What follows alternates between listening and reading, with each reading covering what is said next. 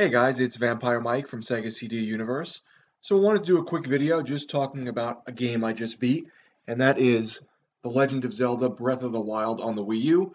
This is also on the Nintendo Switch, which I do not own. This is the first run of the game that I picked up a while back, and it has the messed up box art with the controllers that it doesn't even support. So that's kind of interesting. Um, I wanted to just talk a little bit about the game. As I said, I just finished it a few moments ago. I did not do all the shrines. I didn't do all the memories. So I got the normal ending, which I thought was rather weak. I know if you do all the shrines and you find all these like hidden memories in the game, it opens up a little bit more of an in-depth ending. I watched that on YouTube. I still didn't think the ending was so great, but whatever. Um, so if you've played any Legend of Zeldas before, you pretty much do dungeons with puzzles in them and enemies, and you get to the end of the dungeon and there's a boss. Well, it sort of works like that, but it sort of doesn't.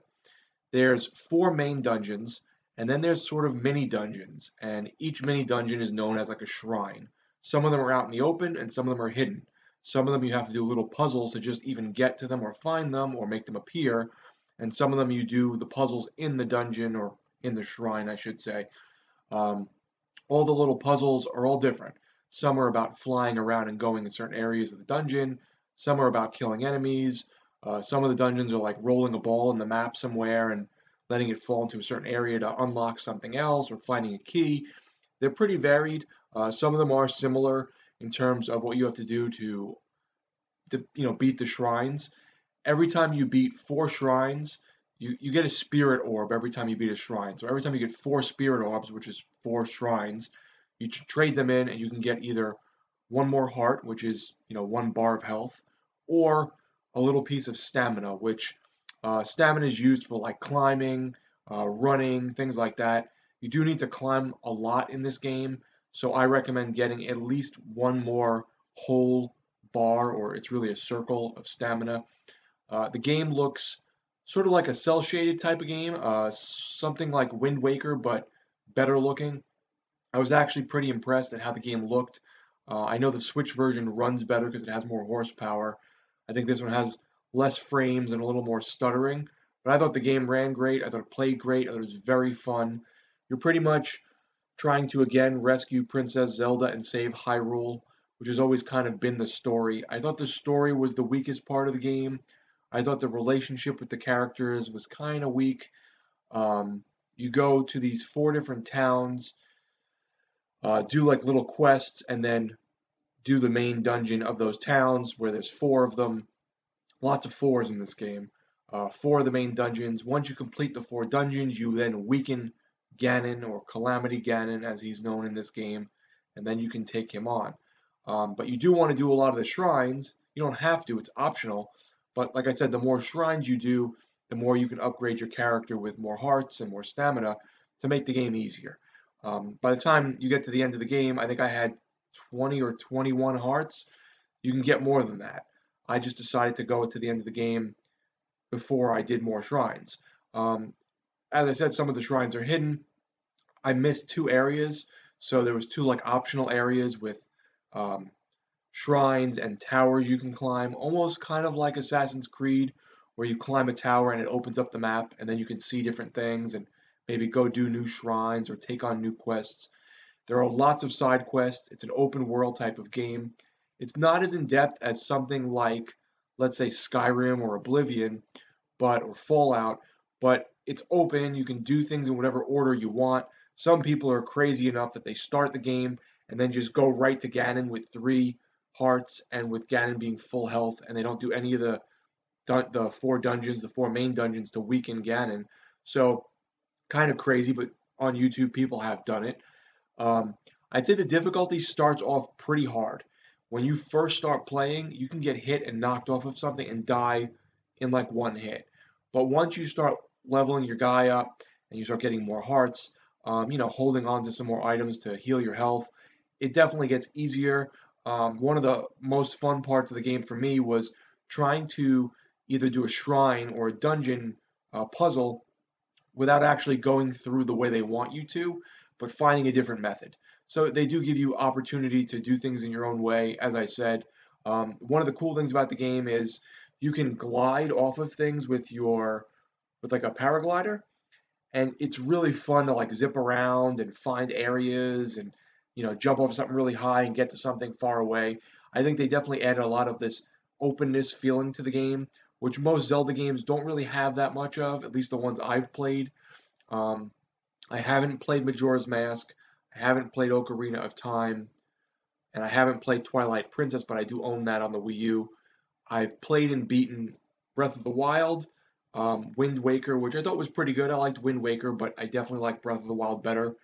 And the Super Nintendo one was my favorite, but this one might edge out. As I said, I thought the graphics were great, the sound and the music was really good. I thought the character interaction was kind of lame. I didn't really find myself feeling any connection to any NPCs or even to really Link himself or Zelda. I just didn't really find that. I thought some characters were funny or interesting, and some of the side quests were pretty cool. I think the focal point of the game is the shrines. If you're doing these shrines and finding them and trying to, do little puzzles in there to, get these spirit orbs, I think that's the best part of the game. I think that's the most fun part of the game, and I think that's what you're going to spend the most time doing, besides the four main dungeons and then Hyrule Castle to fight Ganon. Trying to think of what else I wanted to say.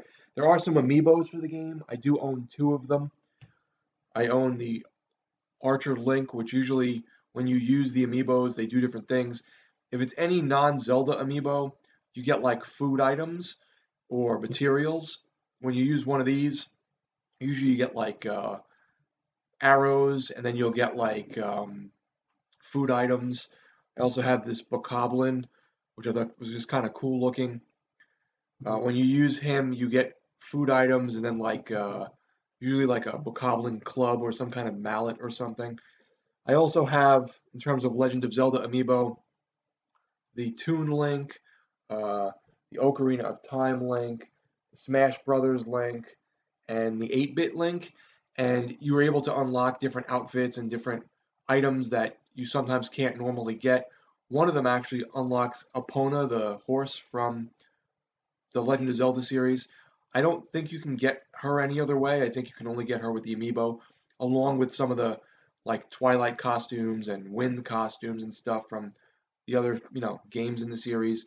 They're not the best outfits. I don't find them to be interesting looking or really do anything special for you. I think there's outfits in the game you can get and you can buy that are better and that have better abilities.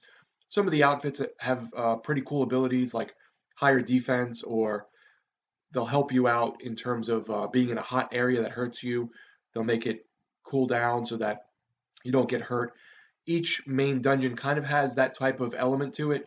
One dungeon's in a hot area like a volcano, so you need armor that can help you fight the weather. One place is in like a snowy area, one of the dungeons, and you have to have armor that helps you warm up so that you're not freezing to death and losing hearts every few seconds. Um, Trying to think what else. There was one more thing I wanted to point out, and I can't remember exactly what it was. The story felt sort of simplistic in a way and sort of old hat. Damn, I don't remember what the other thing was. It had to do with the dungeons and the outfits. Um, there are like little places you can buy outfits from, sell outfits. There's like a hidden guy that comes out at night that you can buy certain things from, and lots of side quests. I bought a house in the game and decked out the house with stuff. If you take your time and go through every little mini, side quest and dungeon and shrine, it's a long game. I put a lot of hours into the game, and I didn't get all the health, and I didn't get all the stamina, and I didn't do all the shrines. I'm sure there's tons of side quests I missed, but overall, I thought it was really fun. I enjoyed the game. I would give it like a solid 8, 8.5. I think it's a great game. I think it may be difficult for people that start out with this game to go back to the other Zeldas because they seem a little more linear. But this is probably my favorite Legend of Zelda now. I thought it was really good. I just wish the story was a little more fleshed out or had a little more feeling to it for me. But yeah, I really enjoyed Breath of the Wild. Let me know what you guys thought. Did you love it? Did you hate it? Did you feel the formula strayed too far off from the other games in the series? Or are you like the way they went. Thanks, guys, for watching. It's Vampire Mike from Sega CD Universe. Be good.